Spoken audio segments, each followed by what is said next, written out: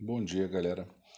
A gente vai seguir aí no capítulo 23. Eu tenho quase certeza que a gente já terminou, mas está valendo. A gente faz uma reconstituição do capítulo 23, de História 1, Ditadura Civil Militar, Governo Costa e Silva, e depois eu faço outro vídeo falando sobre o governo Médici, ok? Sem problema algum, é bom até que a gente entende aí, só que esse vídeo vai ficar um pouco mais curto e o do Médici eu talvez deixe ele um pouco... Se bem que, enfim... Vamos aí, vamos seguir.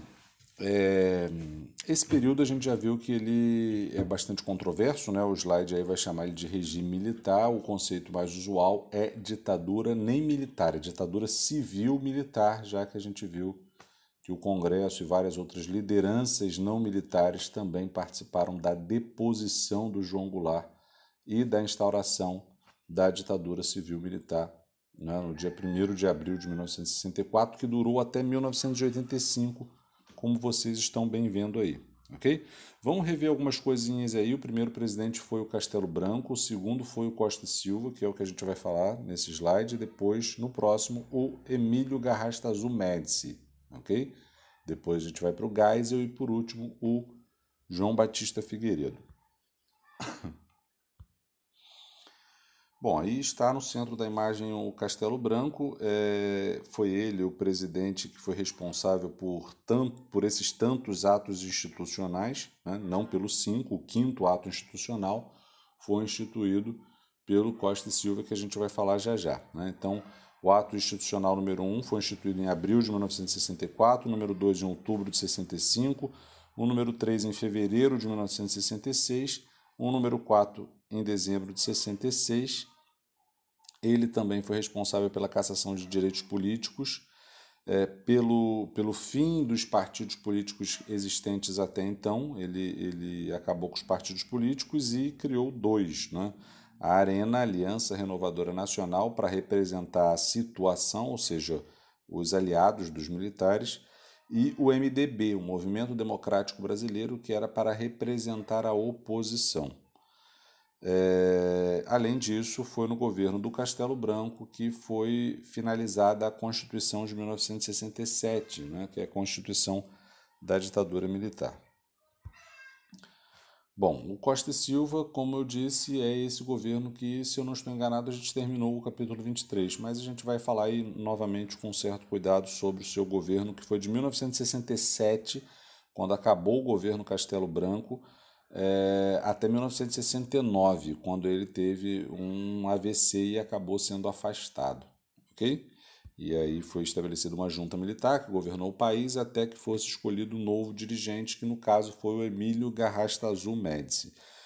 Foi no governo Costa e Silva que se instituiu o AI-5, ok? Mas eu vou segurar o slide aí e eu vou seguir pela apostila os tópicos dela, né, para a gente finalizar rapidamente aí o capítulo 23, ok?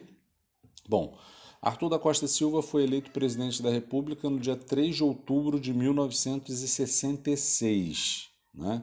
No dia 3 de outubro de 1966, o Costa Silva foi eleito presidente da República sem nenhum voto do MDB, né, que era o partido da oposição consentida, da oposição que o regime militar tolerava, né? Só tinha um candidato e aí o Congresso Nacional, que foi convertido em colégio eleitoral, acabou se reunindo para escolher o novo presidente da República, né? E aí os deputados do MDB, todas as lideranças do MDB, todos os políticos do MDB não participaram da votação, né? E aí o Costa e Silva foi eleito apenas pelos votos da Arena. Bom, tive que dar uma interrompida aqui, que eu não sei se vocês estavam ouvindo, mas eu acho que o Galo estava tentando participar da aula. Bom, então o Costa e Silva foi eleito basicamente pelos deputados da Arena, né, já que o MDB se absteve de votar. Logo que o Costa e Silva assumiu, né, foi sendo elaborado uma Constituição, né? O Congresso Nacional se transformou em Assembleia Nacional Constituinte, né? Era controlado aí por uma maioria da Arena, e o Congresso acabou aprovando a Constituição de 1967, que entrou em vigor com o novo presidente, no caso, o Costa e Silva, né? As principais mudanças que efetuou, né, que a Constituição inaugurou, foi: aumentou o poder executivo em detrimento de outros poderes, conferiu ao executivo o poder de legislar em matéria de segurança e orçamento, né? Então, o poder executivo, além de estar acima, ele tinha o poder de legislar em matéria de segurança e orçamento, inclusive aumentando os gastos. Estabelecer eleições indiretas para presidente com mandato de 5 anos, restringir o direito de greve, né? A gente já viu, inclusive, que os militares estavam muito preocupados em assegurar um modelo de desenvolvimento econômico muito, como é que eu posso dizer, compatível com o que os americanos pensavam, né? Então, eles queriam promover um desenvolvimento econômico acelerado, e para isso era necessário desmobilizar o movimento operário, né? Por isso restringiram o direito de greve. Além de incorporar medidas de outros atos institucionais, tá? Aliás, uma coisa que é interessante a gente lembrar é que a gente vai ver que foi no governo do Costa e Silva que o ato institucional mais arbitrário, mais violento foi instituído, que foi o AI-5. Porém, não foram apenas 5 atos institucionais que existiram, ok? Existiram centenas, não sei nem quantos existiram. Mas o 5º ato institucional é o mais violento, que a gente vai falar daqui a pouco, por isso o slide está parado aí, ok? Bom, o início do governo do Castelo Branco foi bastante conturbado, até o governo... perdão, pessoal, os últimos anos, né, os últimos anos do Castelo Branco e o início do Costa e Silva foi um período muito conturbado, e isso se deu basicamente porque a oposição até 68 dava para fazer, como é que eu posso dizer, uma relativa oposição, né? Já que a ditadura ainda não estava escancarada, né? Ela estava, como diria um escritor, né? O Hélio Gaspari, ela estava ainda envergonhada. Então é só a partir de 1968, com um ato institucional número 5, que ela se escancara, digamos assim, ok? Então, o final do governo Castelo Branco e o início do Costa e Silva é um período bastante conturbado, porque era possível ainda relativamente fazer oposição, e os críticos do regime militar estavam tentando se organizar, né, para derrubá-lo, ok? Então, mesmo entre os que apoiaram, está literalmente isso na apostila, mesmo entre os que apoiaram o golpe de Estado, estavam descontentes com os rumos da política brasileira. Engraçado que o Carlos Lacerda apoiou o golpe, o Juscelino Kubitschek apoiou o golpe, a Igreja Católica, não é, apoiou o golpe, não oficialmente, mas várias comunidades da Igreja apoiaram o golpe. Aliás, quem está dizendo isso não sou eu, é a Aline Pressou, uma historiadora que escreveu um artigo, né, para mostrar o quanto que as marchas da família com Deus pela liberdade, liderada pelos movimentos católicos, foram importantes para desestabilizar e para derrubar o governo João Goulart. E, aliás, as marchas da família com Deus pela liberdade, porque é muito comum que a gente, e até eu mesmo fale, só da marcha da família com Deus pela liberdade, que foi 6 dias depois do comício da Central do Brasil feito pelo João Goulart. Mas existiram centenas não, mas dezenas de marchas da família com Deus pela liberdade. No livro lá, que tem um artigo da Aline Pressou, ela dá o número, mas eu não me recordo agora. Era coisa de 50 ou 60, se eu não estou enganado, ok? Então, o que é interessante é que o Carlos Lacerda, o Juscelino Kubitschek, a Igreja Católica, a classe média, no geral, apoiou o golpe, mas a cada passo agora as coisas iam mudando, e muitos daqueles que haviam apoiado o golpe estavam descontentes com os rumos da política brasileira, e quem está dizendo isso é a apostila aí na página 25, né? E eu tenho bastante cuidado para falar sobre a ditadura militar, justamente para ser fiel à história, também sem cometer equívocos, para não dar margem para disse-me-disse, né? Bom, então, como eu disse, era possível até 68 uma relativa oposição ao regime militar. E por isso que é em 68 que a chapa vai esquentar e vai ser instituído o ato institucional número 5, né? Por conta da atuação dos movimentos, principalmente de esquerda, que eram contrários à ditadura. Okay? Foi a juventude que, mesmo na clandestinidade, continuou se reunindo, né, em torno da UNE, da União Nacional dos Estudantes, além de várias outras manifestações contrárias à ditadura, que fez, inclusive, com que o regime endurecesse, com que o regime escancarasse a sua ditadura. Okay? Então, é importante a gente notar isso aí. Tranquilo? Bom,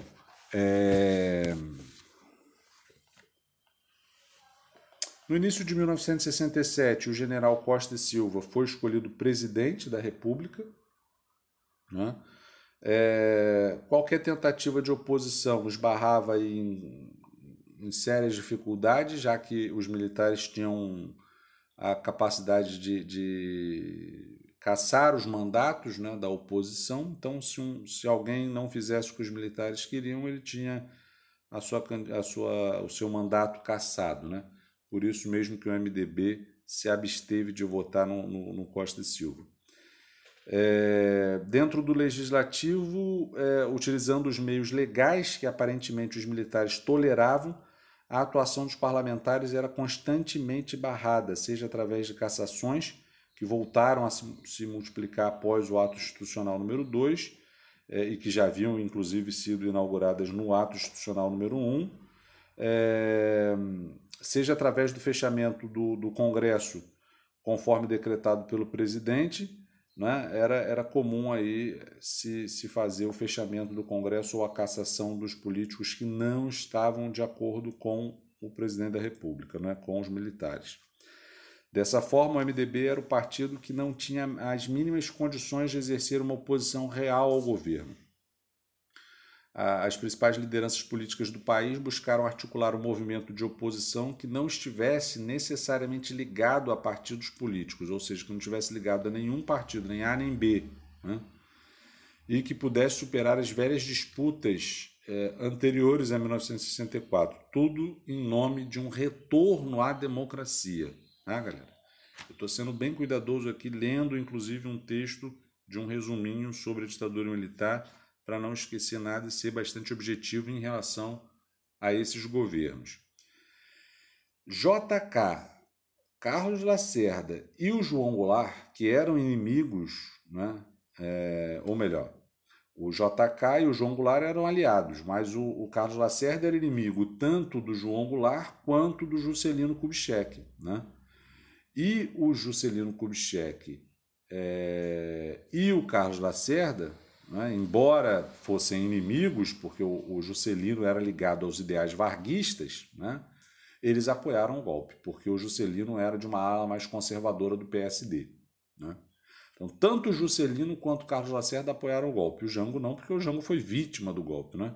Mas eles, em 1966, acabaram se unindo e formando a Frente Ampla, né? Uma espécie de, como é que eu posso dizer aí? De uma instituição acima dos partidos políticos que pudesse representar uma oposição real aos militares. E isso despertou nos militares um temor muito grande de que a ditadura pudesse acabar por uma revolução organizada por esses três. Né? E aí, curiosamente, os três vão morrer logo em seguida de forma muito suspeita. É claro que não há comprovação efetiva que possa me dar aí a segurança de dizer, olha, eles não morreram de causa natural, né? Ainda tudo está sendo investigado, mas se eu não estou enganado, o caso do Juscelino Kubitschek já foi comprovado que não foi morte natural, não foi um acidente. Né? Existe um livro também que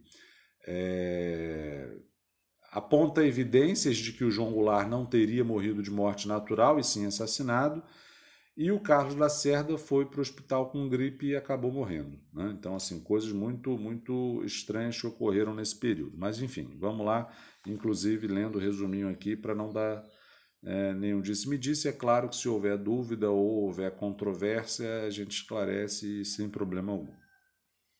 Até porque história não é matemática, onde 2 e 2 são sempre 4. Né? Um dia desse eu brincando na sala, eu falei 2 e 2 são 5, para ver se alguém ia falar e ninguém notou. Mas vamos lá.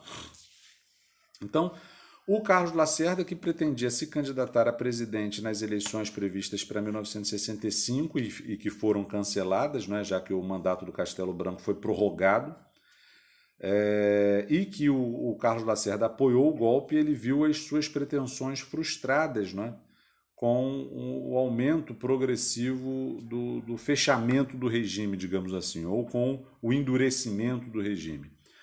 Ele acabou buscando uma aproximação com Juscelino Kubitschek, que, aliás, também pretendia concorrer às canceladas eleições presidenciais daquele ano, ou seja, de 1965, e João Goulart, que estava exilado lá no Uruguai. Isso é uma das controvérsias da história. Juntos formaram a Frente Ampla de Oposição.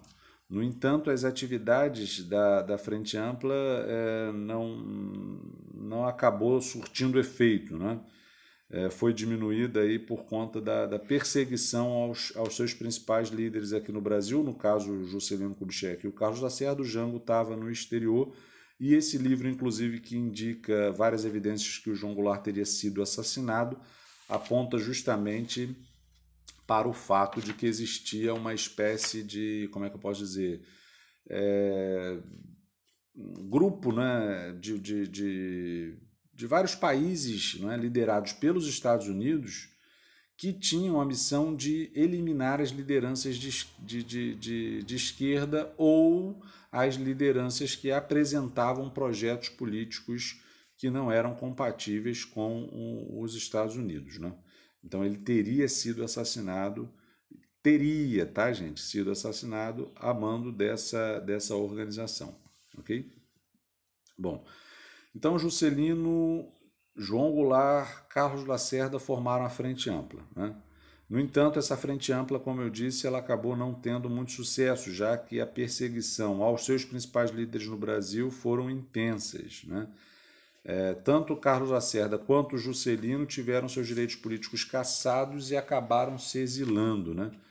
E apoiaram o golpe, olha que louco. Sem uma alternativa institucional, a oposição começou a ser feita nas ruas através da mobilização popular, principalmente por parte dos estudantes, né? Como eu disse aí na questão da UNE, que mesmo na ilegalidade continua atuando. O papel dos estudantes na política brasileira nos anos 60 foi muito intenso, né? Já desde o governo João Goulart, os estudantes haviam se mobilizando através de associações como a própria UNE, insistindo nas reformas de base e apoiando qualquer guinada à esquerda de Jango, né? A partir de 64, a UNE tornou-se vítima da repressão, e principalmente durante o governo Costa e Silva, quando foi instituído o AI-5, que a gente vai falar já já. Agora, curiosamente, a causa imediata dessas muitas manifestações estudantis do ano de 1968, em especial, que foi um ano muito agitado não só no Brasil, mas no mundo, a maior parte dessas manifestações estava ligada a problemas específicos da educação e não necessariamente problemas políticos, né? Por exemplo, em março de 1968, foi feita uma manifestação diante do restaurante Calabouço, né? Um restaurante ali da Universidade Federal do Rio de Janeiro. E o que os estudantes queriam era melhor qualidade de alimentação e preços mais baixos no restaurante popular.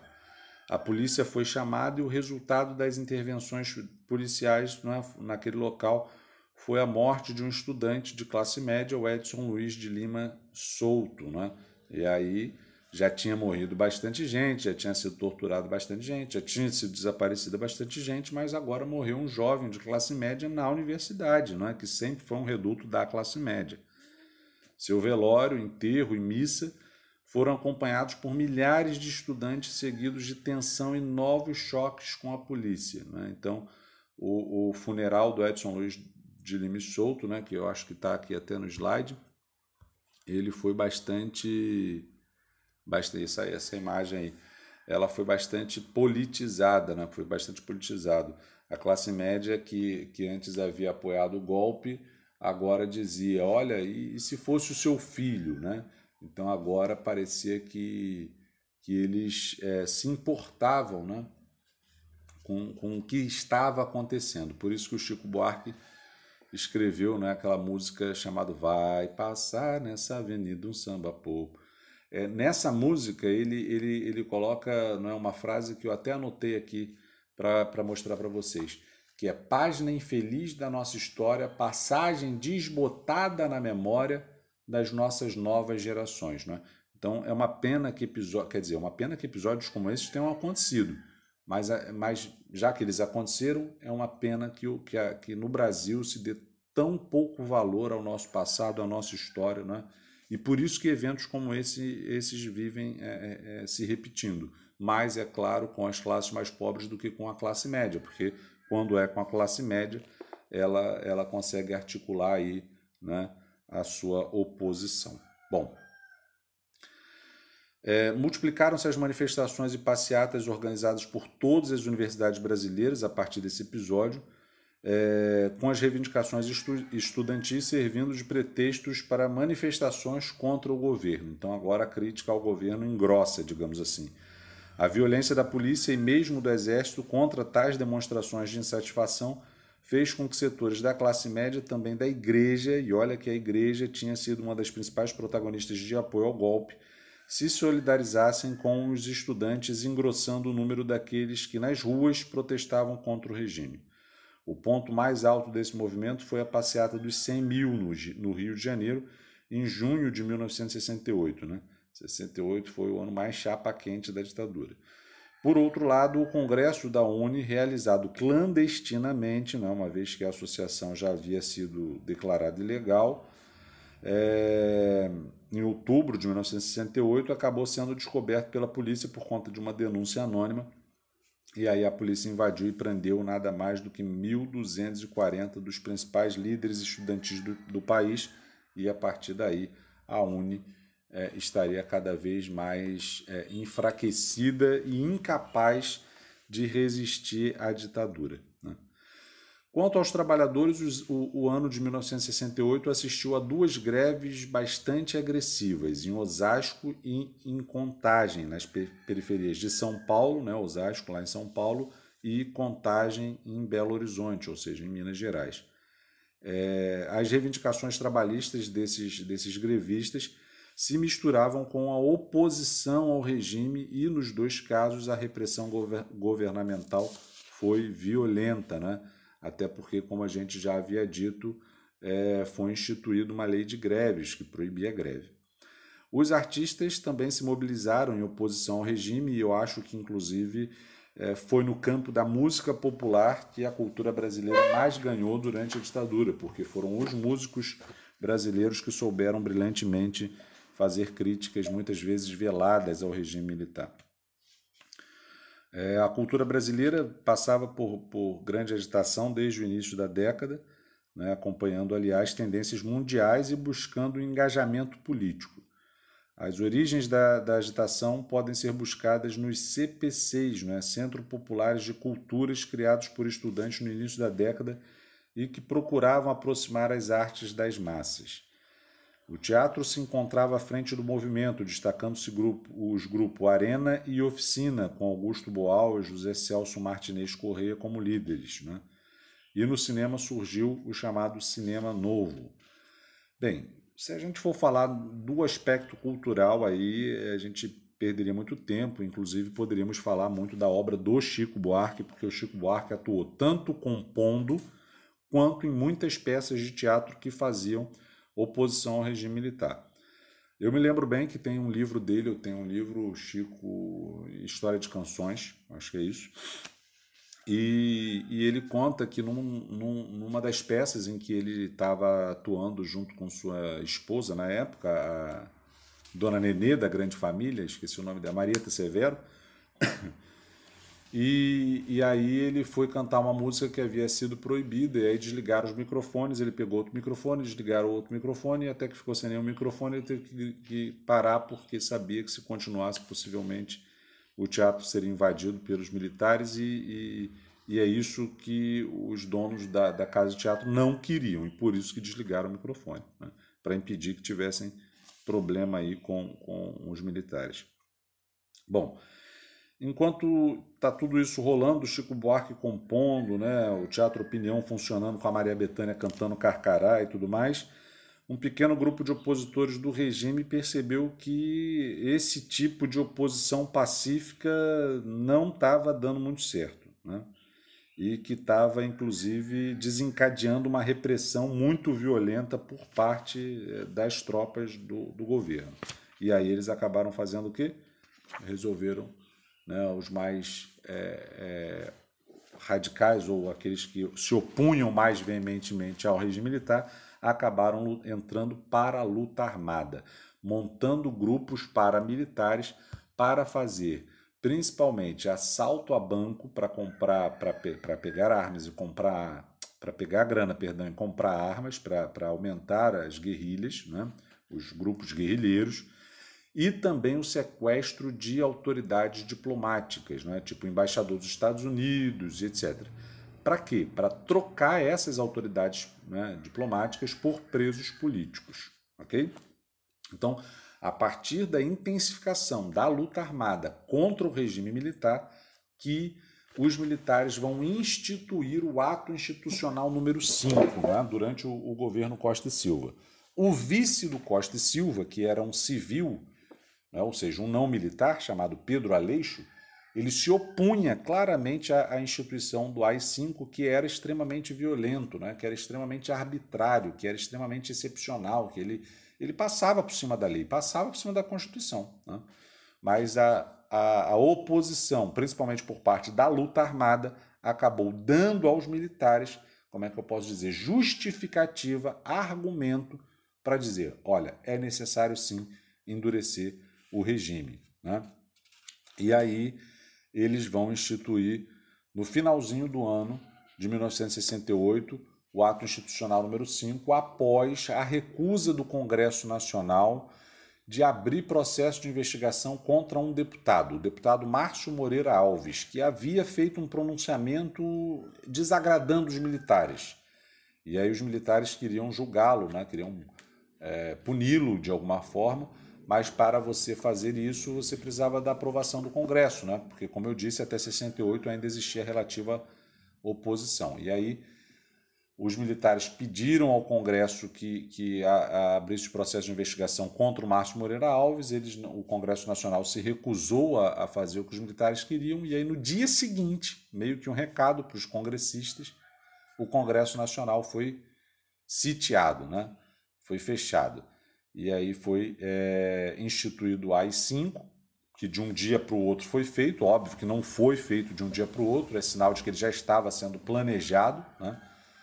E aí se intensifica a ditadura, né? Como disse o Hélio Gaspari, começa a fase da ditadura escancarada, né? Que vai durar de 1968 até 1979 por conta da instituição do AI-5, do Ato Institucional número 5, ok? Então, o Ato Institucional número 5, ele foi instituído muito por conta da oposição ao regime militar, mas principalmente aí por conta da recusa do Congresso em autorizar o julgamento do Márcio Moreira Alves, do deputado Márcio Moreira Alves, ok? Uma outra coisa que eu devia ter comentado com vocês é que a Globo, né, ela cresceu muito durante a ditadura militar. Aliás, ela cresceu não, ela surgiu durante a ditadura militar. Perdão, pessoal. Aliás, ela surgiu durante a ditadura militar. Foi fundada em 1965 e contou com muito investimento de uma empresa americana, né? A Time Life. E a partir daí a televisão acabou se tornando o grande veículo de comunicação de massa no Brasil e foi muito utilizada, inclusive, para propagandear as obras do regime militar. A gente vai ver isso mais adiante, principalmente no governo Médici, ok? Bom, vamos falar do AI-5 para a gente terminar. Então, como eu disse, o AI-5 ele foi instituído em dezembro, né, de 1968, muito por conta da recusa do Congresso Nacional em abrir um processo de investigação contra o deputado Márcio Moreira Alves. O Congresso quis manter aí a honra do deputado e acabou levando os militares à fúria e à aprovação do AI-5, que foi o ato institucional mais arbitrário. Por que foi o ato institucional mais arbitrário? Porque ele fechou o Congresso Nacional, decretou o recesso do Congresso Nacional, né? Fechou os legislativos estaduais, tá? Interviu em estados e municípios, né? Os governadores eram nomeados pelo presidente da República e os prefeitos das capitais eram nomeados por esse governador. Então, né, a eleição até em nível municipal, se a cidade fosse uma capital importante, acabava sendo cerceada. Além do AI-5 também dar ao presidente da República a possibilidade dele decretar o estado de sítio sem autorização do Congresso, até porque, como eu disse, o AI-5 fechou o Congresso, né? Dava também o direito de suspender os direitos políticos e garantias constitucionais, incluindo o direito de habeas corpus, né, que podia ser suprimido. Então, assim, o AI-5 podia olhar pelo AI-5, os militares podiam praticamente tudo, né? Não havia garantia do direito individual. E isso era, para muitos que tinham um certo apreço à lei, uma afronta, né? Por isso que o Pedro Aleixo, vice do Costa e Silva, se opôs à instituição do AI-5. E logo, junto com Costa e Silva, tratou de elaborar uma Constituição para acabar com o AI-5 e legitimar o novo regime, né? O Costa e Silva também não era muito favorável ao AI-5, não, porque ele não queria ficar conhecido na história como o presidente que instituiu o ato institucional mais violento. Ele queria, não é, passar aí, digamos, uma boa imagem, enfim, ou não ficar com a imagem tão marcada negativamente. E aí ele estava, junto com o vice, Pedro Aleixo, formulando uma nova Constituição que devia ser aprovada, tá? Olha que interessante, em setembro, tá? Em setembro de 1900 e agora, para eu não errar a data aqui, de 1969. Isso aí, né? E aí, em agosto de 1969, o Costa e Silva teve um mal súbito lá, um derrame, eu acho que cerebral, e acabou ficando internado gravemente, depois faleceu, né? Então ele ia aprovar a Constituição para acabar com o AI-5 em setembro. Em agosto, ele tem um derrame, é afastado. Os ministros militares não deixam que o Pedro Aleixo assuma a presidência, né? E ele era o legítimo sucessor, já que tinha o cargo de vice-presidente. Aí é montada uma junta militar até que seja feita a eleição para a escolha do novo presidente, que no caso vai ser o Emílio Garrastazu Médici, né? Então, o caso do impedimento inicial do João Goulart assumir após a renúncia do Jânio Quadros não foi o primeiro caso em que o vice-presidente foi impedido de assumir, né? O Pedro Aleixo também foi. Ok? O que, é claro, alimenta, pelo menos no meu caso, a imaginação de pensar que será que o Costa e Silva não foi assassinado? Hã?